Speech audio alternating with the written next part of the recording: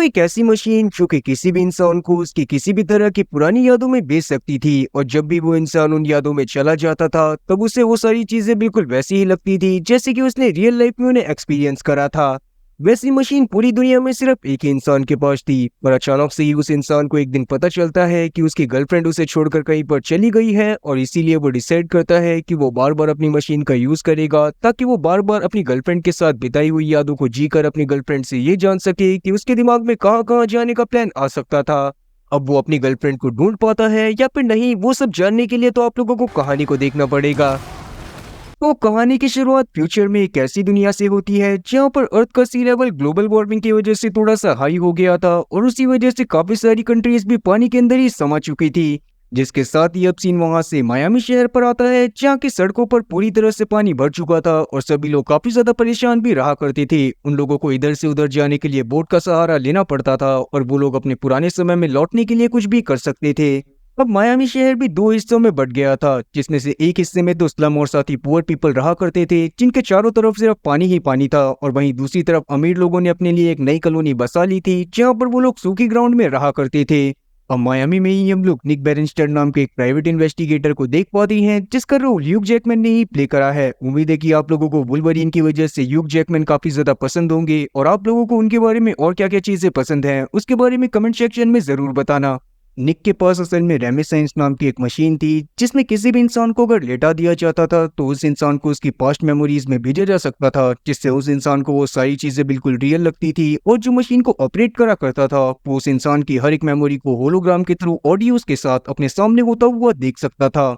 ऐसी machine army वालों ने वैसे तो अपने लिए बनाई थी ताकि वो अपने दुश्मनों को इंटरोगेट कर सके, पर निक ने उसका एक अपग्रेडेड वर्जन बना लिया था जिस वजह से उसके पास भी काफी सारे लोग आया करते थे जो कि अपनी पास्ट की कुछ अच्छी मेमोरीज को जीना चाहते थे।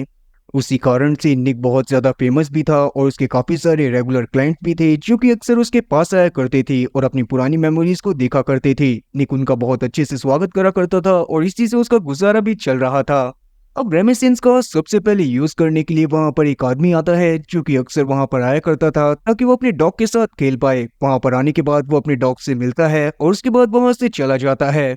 उसी दौरान हम लोग ये चीज भी नोटिस कर पाते हैं कि असल में उस मशीन को ऑपरेट करने के लिए निक को एक गाना गाना पड़ता था जो कि उसने पासवर्ड के रूप में सेट करा हुआ था। अगर निक कभी भी उस गाने को नहीं गाता था तो वो मशीन पूरी तरह से चालू नहीं होती थी और ना ही कोई इंसान अपनी पास्ट मेमोरीज में झांक पाता था। उसी समय पर हम लोग बॉट्स को भी देख पाते हैं जो कि निक की असिस्टेंट थी, और वो उसके साथ ही उस मशीन को ऑपरेट करने में निक की मदद करा करती थी। उतने में ही वहां पर एल्सा नाम की भी एक लड़की आ जाती है जो कि अक्सर वहां पर आया करती थी ताकि वो अपने बॉयफ्रेंड के टच को महसूस कर सके। असल में उसने काफी समय पहले अपने बॉयफ्रेंड को एक दुर्घटना के कारण खो दिया था, और उसके बाद से ही एल्सा उसको बहुत ज्यादा मिस करती थी, इसीलिए उसने इस मशीन का सहारा लेना चालू कर दिया था ताकि वो अपने बॉयफ्रेंड के टच को एक बार वापस से फील कर पाए। अब इतने सारे लोगों को उनकी पुरानी यादों से मिलवाने के बाद निक का आज मन भर गया होता है और वो अपने घर की तरफ रेमिसेंस को बंद कर कर जाने लगता है, पर उसने मशीन को बंद कर दिया था। उतने में ही वहां पर मे नाम की एक लड़की आती है जो कि खुद भी अपनी पुरानी यादों में जाना चाहती थी ताकि वो अपनी खोई हुई चाबियों को ढूंढ पाए।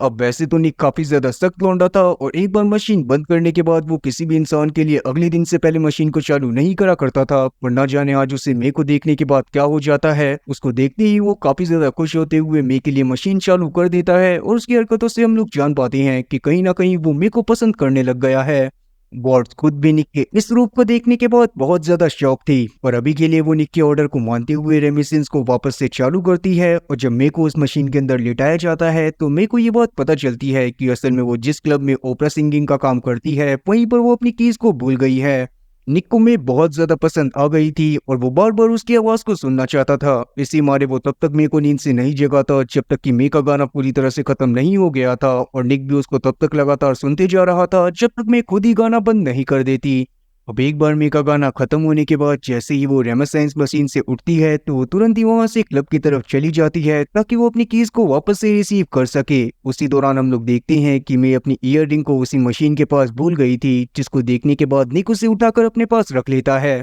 मे के वहां से जाने के बाद निक खुद भी अपने घर में चला गया था, जहां पर जाने के बाद उसके दिमाग के सामने ढह रहकर मे का चेहरा आ रहा था, और उसको देखने के बाद निक को मे की बहुत ज्यादा याद भी आ रही थी। और जैसे तैसे वो अपने दिमाग में से मे को निकालता है और अपने काम में लग जाता है। निक वहां से सीधा पुलिस स्टेशन में चला जाता है। असल में निक पुलिस वालों की काफी ज्यादा मदद करा करता था ताकि वो किसी भी इंसान के दिमाग में से उसकी पास्ट मेमोरीज को देखने के बाद पुलिस वालों को ये सारी चीजें बता सके कि वो इंसान सच में क्रिमिनल है या फिर नहीं। उसी पुलिस स्टेशन में हम लोग वॉल्टर और साथ ही उसके बेटे सेबेस्टियन को देख पाती हैं, जो कि शहर की बहुत बड़ी रिच फैमिली से बिलोंग करते थे और अभी के समय पर वो किसी काम की वजह से पुलिस स्टेशन में आए हुए थे। और वहां पर जैसे ही वो निक को देखती हैं वैसे ही वो वहां से चले जाती हैं। पुलिस स्टेशन से अपना काम खत्म करने के बाद निक वहां से सीधा उस बार में चला जाता है जहां पर मैं गाने गाया करती थी। वहां पर जाने के बाद वो उसकी आवाज को बहुत ध्यान से सुनता है और जैसे ही मैं गाना गाना बंद करती है तो निक जाकर उसके पास उसकी इयररिंग्स को लौटा देता है। निक ने मैं से बातें करते हुए उससे सीधा उसके बॉयफ्रेंड के बारे में ही पूछ लिया था और तब जाकर हम लोग मे की बातों से जान पाते हैं कि असल में मे अब तक सिंगल है। और ये बात जानने के बाद निक उसके ऊपर लाइन मारना चालू कर देता है, जो चीज मे को भी पसंद आती है और वो अपने साथ निक को अपने घर में ले जाकर उसके साथ इंटीमेट होती है।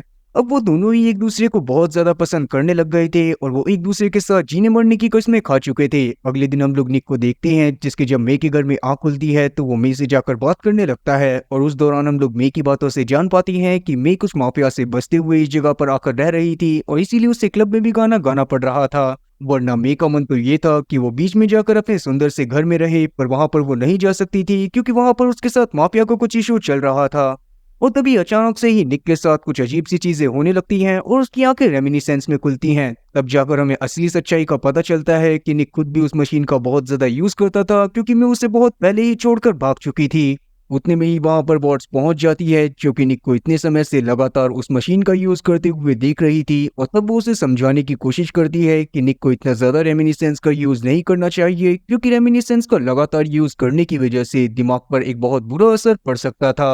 तभी हमें निक की बातों से भी ये बात पता चलती है कि असल में वो बस इस बात को जानने की कोशिश कर रहा है कि आखिरकार मैं उसको छोड़कर क्यों चली गई थी, क्योंकि निक को इस बारे में कुछ भी अंदाजा नहीं था कि मैं अचानक से कहां पर गायब हो गई है। और तब से निक उसे बहुत ज्यादा ढूंढने की कोशिश कर चुका था पर मैं उसे कहीं पर भी नहीं मिली थी। अभी के लिए वॉट चाहती थी कि निक थोड़ी देर के लिए आराम कर ले, पर जब से निक की लाइफ से मी गई थी तब से उसने आराम करना बिल्कुल ही छोड़ दिया था और वो लगातार मे के बारे में ही पता करने की कोशिश करता रहता था ताकि उसे इस बात का क्लू मिल सके कि आखिरकार मे कहाँ पर गई होगी। निक इस पूरे टाइम पीरियड के दौरान मे के जानने वाले काफी सारे लोगों से ऑलरेडी मिल चुका था, पर उसके बावजूद भी उसे मे के बारे में एक छोटा सा क्लू भी नहीं मिला था जिससे वो इस बात का पता लगा पाए कि आखिरकार मे कहाँ पर गई होगी। अब एक दिन हम लोग निक को देखते हैं जब वो मे के साथ बिताए हुए अपने पलों को याद कर रहा था। तभी अचानक से ही उसके ऑफिस के बाहर कोई आकर गेट खटखटाता है और जैसे ही निक बाहर जाकर देखता है तो वहां पर कोई भी मौजूद नहीं था, बस वहां पर एक ईयररिंग पड़ी हुई थी जो कि किसी और की नहीं बल्कि मे की ही ईयररिंग थी। उस ईयररिंग को देखने के बाद निक को ये बात तो कंफर्म हो गई थी कि अभी थोड़ी देर पहले वहां पर मैं जरूर आई थी, पर उसे ये बात समझ में नहीं आती कि अगर मैं यहाँ पर आई थी तो आखिरकार वो फिर से वहां से कहाँ पर चली गई।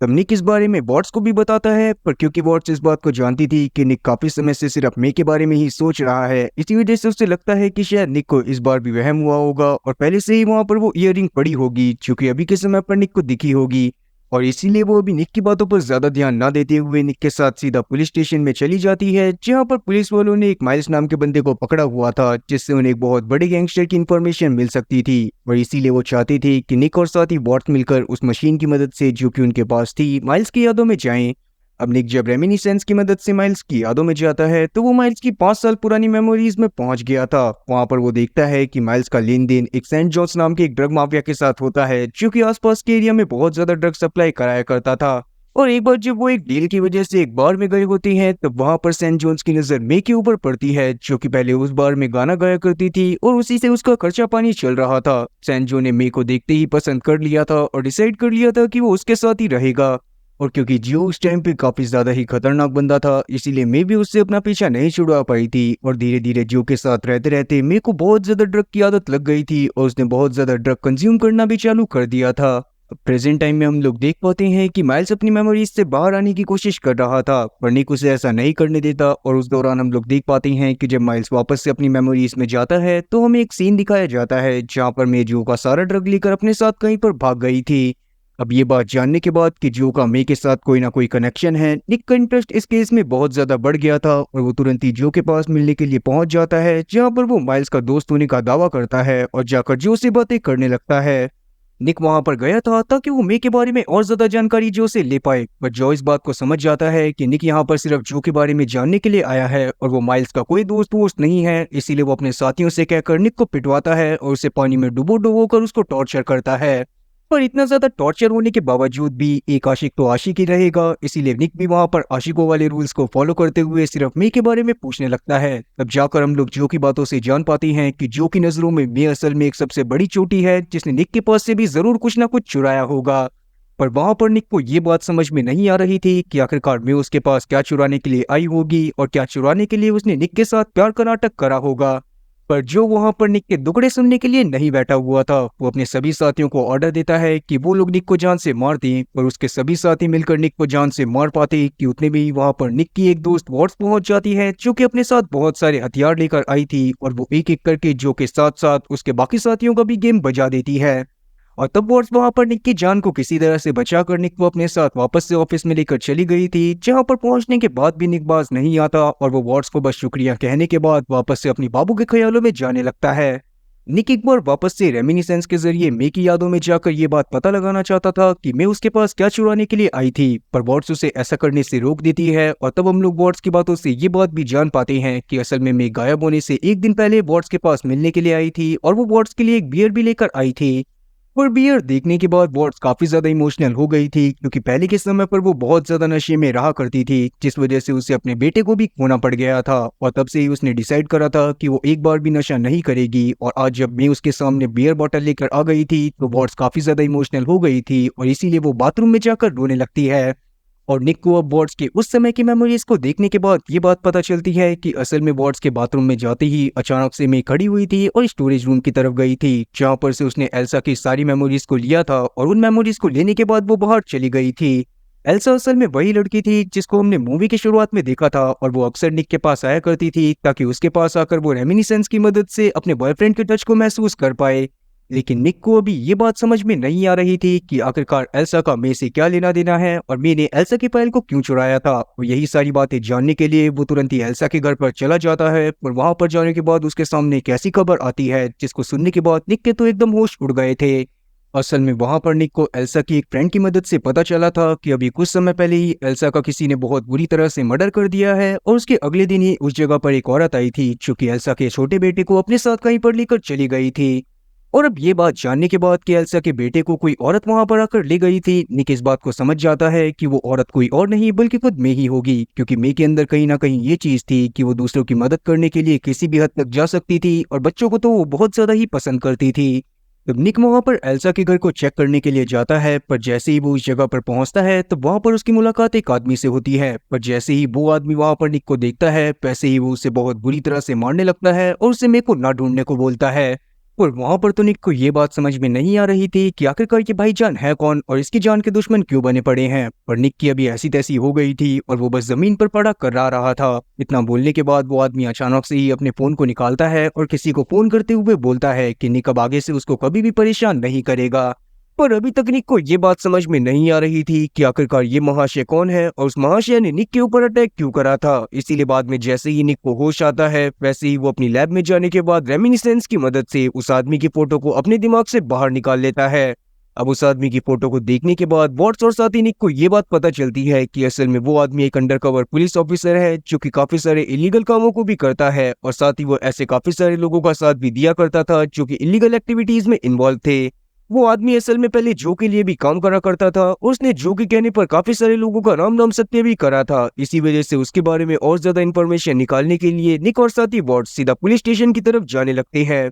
पर रास्ते में काफी सारे लोग धरना दे रहे थे, क्योंकि असल में वॉल्टर जो कि उस जगह का सबसे बड़ा बिजनेसमैन था और उसके पास काफी सारी ड्राईलैंड थी, अभी कुछ समय पहले ही उसकी मौत हो गई थी और उसकी सारी की सारी प्रॉपर्टी उसके बेटे सेबेस्टियन और साथ ही उसकी बीवी को मिल गई थी। पर मरने से पहले वॉल्टर ने काफी सारे गरीब लोगों से ये वादा करा हुआ था कि उसके मरने के बाद उसके ड्राईलैंड का काफी बड़ा हिस्सा गरीबों में बांट दिया जाएगा, ताकि वो लोग भी शहर में जहां पर पानी भरा हुआ है वहां से निकलकर ड्राईलैंड में रह सकें। पर यूं वॉल्टर के अचानक से मर जाने के कारण वॉल्टर के बेटे और साथ ही उसकी बीवी को उसका सारा का सारा प्रॉपर्टी का हिस्सेदार बना दिया गया था, और वो लोग नहीं चाहते थे कि वो किसी भी गरीब को अपने ड्राईलैंड का एक छोटा सा हिस्सा भी दे दें।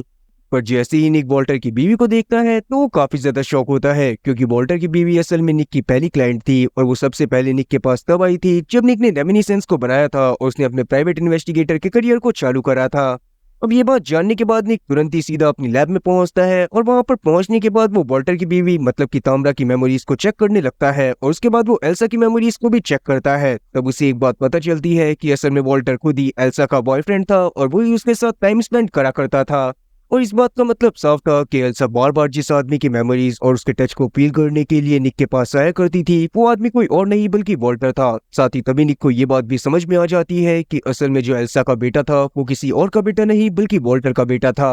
और इस बात का मतलब ये भी हो सकता था कि एल्सा की मौत के साथ कहीं ना कहीं वॉल्टर का कोई ना कोई रिलेशन जरूर है। और ये बात सोचते हुए निक का बहुत ज्यादा दिमाग खराब होने लगता है और उसे कुछ भी समझ में नहीं आता। उतने में ही वहां पर वॉट्स पहुंच जाती है, जिससे बात करने के बाद निक को ये बात पता चलती है कि जिस पुलिस वाले ने निक के ऊपर अटैक करा था असल में उसका नाम बूथ था। वो पहले के समय पर काफी सारे बिजनेसमैन के लिए उनके दुश्मनों को कत्ल करा करता था और वॉल्टर भी उन सब में से एक बंदा था जिसने उससे काफी सारे कत्ल करवाए थे। ये बात जानने के बाद तो निक का दिमाग एकदम काम करना बंद कर देता है। तब उसे धीरे धीरे काफी सारी चीजें समझ में आती हैं कि असल में वॉल्टर खुद ही जो के जरिए अपने इलीगल काम को करवाया करता था और जो के नीचे ही कोई और नहीं बल्कि बूथ भी काम करा करता था। इसीलिए शायद हो सकता था कि जो के मरने के बाद बूथ को गुस्सा आया हो और उसने गुस्से में निक के ऊपर अटैक करा हो। और अब इन्हीं सब चीजों के बारे में और ज्यादा जानने के लिए निक तुरंत ही ताम्रा के पास पहुंच जाता है, जहां पर ताम्रा से बात करते हुए निक को ये बात पता चलती है कि वॉल्टर असल में काफी सारे इलीगल बिजनेसेस को चलाया करता था और वो बस मजे के लिए एल्सा के साथ रिलेशनशिप में आया था। पर बाद में जब उसे ये बात पता चली थी कि एल्सा उसकी वजह से प्रेग्नेंट हो गई है और उसको जल्दी ही बच्चा होने वाला है, तो उसने एल्सा के पीछे काफी सारे लोगों को लगा दिया था ताकि वो एल्सा को जान से मरवा सके। और साथ ही उसने एल्सा को ही डिप्रेशन में डालने के लिए उससे ब्रेकअप भी कर लिया था। अब ये सारी बातें जानने के बाद निक को काफी ज्यादा बुरा लग रहा था। उतने में ही वहां पर सेबेस्टियन पहुंच जाता है, जिसको जब ये बात पता चलती है कि निक यहाँ पर वॉल्टर के बारे में बात करने के लिए आया है तो वो काफी ज्यादा घबरा जाता है और वो घबराते हुए निक को वहां से बाहर फेंकवा देता है। अब निक कुछ जगह से बाहर निकलने के बाद एक बार वापस से मे को ढूंढने में लग जाता है। तब उसे एक जगह पर मे जैसी ही एक लड़की दिखाई देती है और तब उसका पीछा करते हुए वो सीधा ही पहुंच जाता है बूथ के सामने। बूथ उस लड़की को अपने पास बुलाकर लेकर आया था ताकि वो निक को उसके जरिए अपने पास बुलवा सके। और उसी समय पर हम लोग ये बात भी जान पाते हैं कि बूथ को पता है कि मैं कहाँ पर है, पर वो इस बारे में निक को नहीं बताने वाला। निक को ये सब जानने के बाद बहुत ज्यादा गुस्सा आता है और वो डिसाइड करता है कि वो किसी तरह से बूथ को पकड़कर उसे रेमिनिसेंस में डालेगा और उसकी यादों की मदद से जान लेगा कि मैं कहाँ पर है।